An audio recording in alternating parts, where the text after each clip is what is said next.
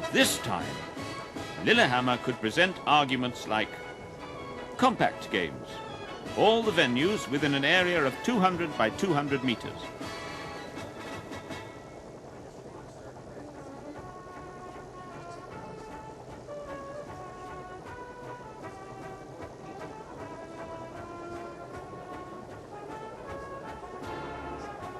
No smoking zones on the slalom slopes, excellent parking facilities,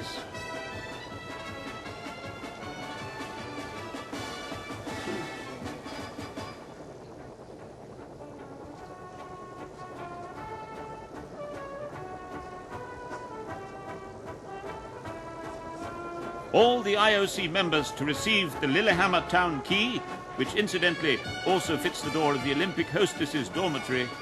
And in addition, Lillehammer offers to enter Norway into the European Union without a referendum.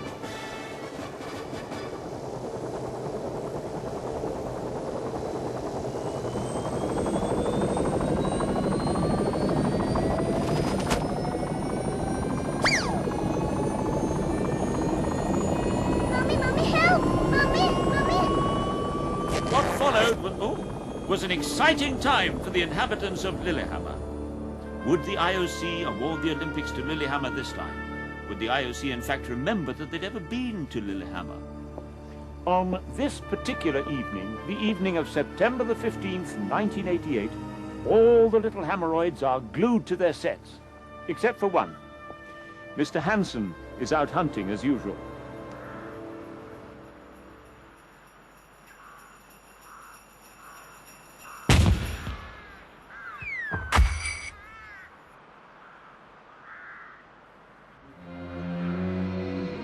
But the tension among the local Board of Commerce was growing by the second.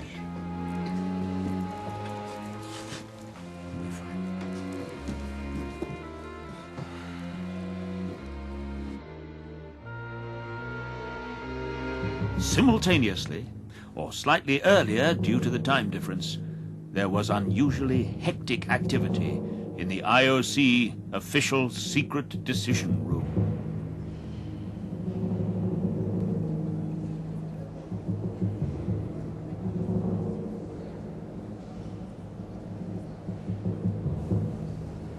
Well, gentlemen, then we all agree on the decision.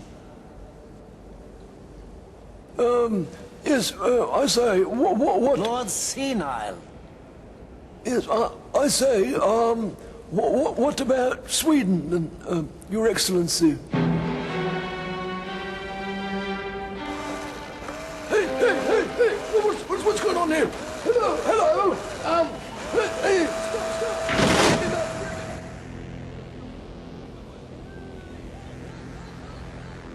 Anyone else? Lord Geriatric.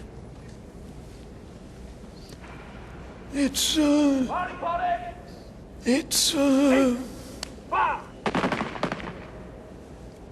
that's an excellent decision, you know, yes. Excellent.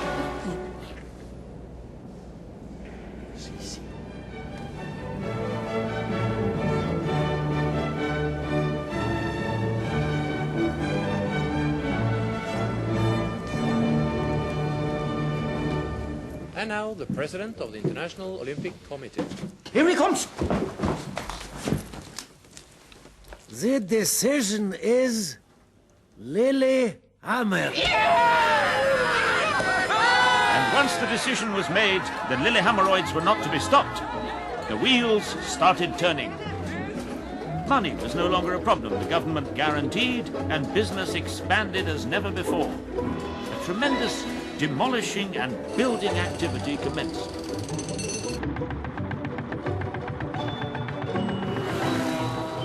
And soon the first of the Olympic installations was in place, the ski jump with the centrally placed Olympic flame.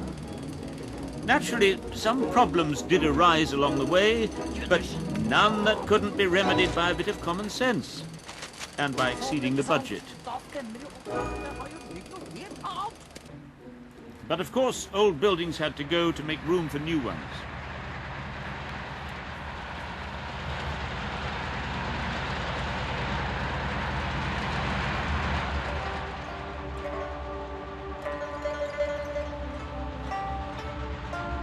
But here, as previously in other parts of the world, we see that it's possible for the little man to stop the giant, at least for a short while.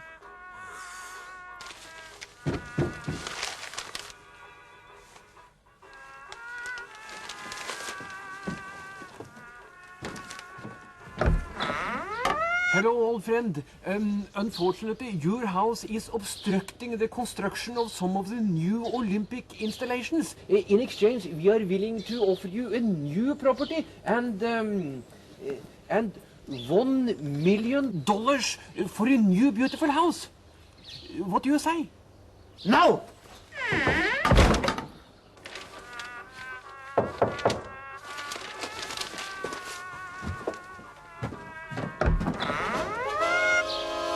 I am your king. I command you to move. No! Hello? You can come and live in my house. I have 250 rooms and a kitchen. No! This is a better illustration of modern monarchy than of the atmosphere in Lillehammer at the time. But despite certain trivial problems, the Olympic town grew with a new and audacious architecture.